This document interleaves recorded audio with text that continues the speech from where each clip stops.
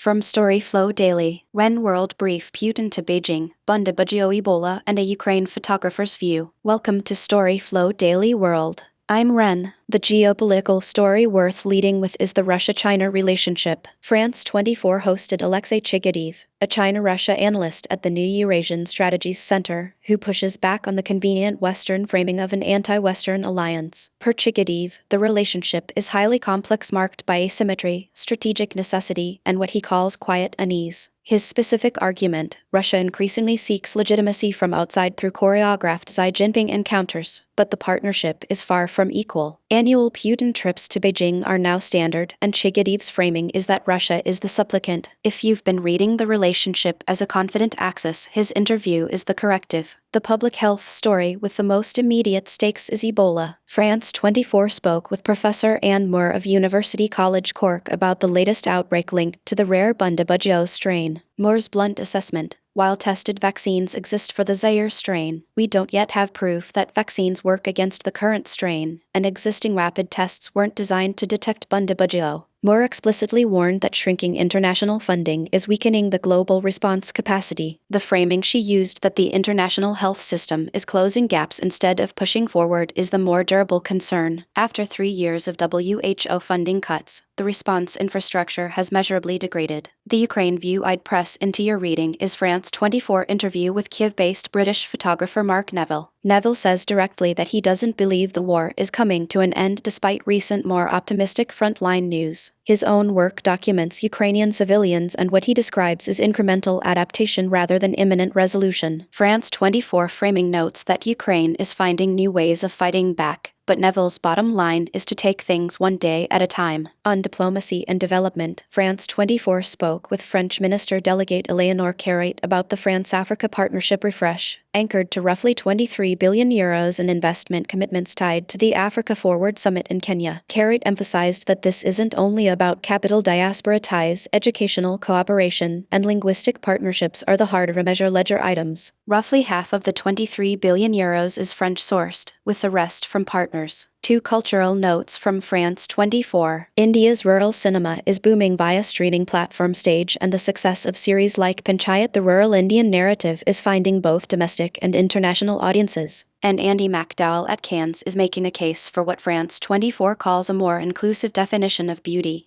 8 years after Cannes first grappled with the #MeToo movement. That's your Storyflo Daily World. Sources in the show notes. Wren out.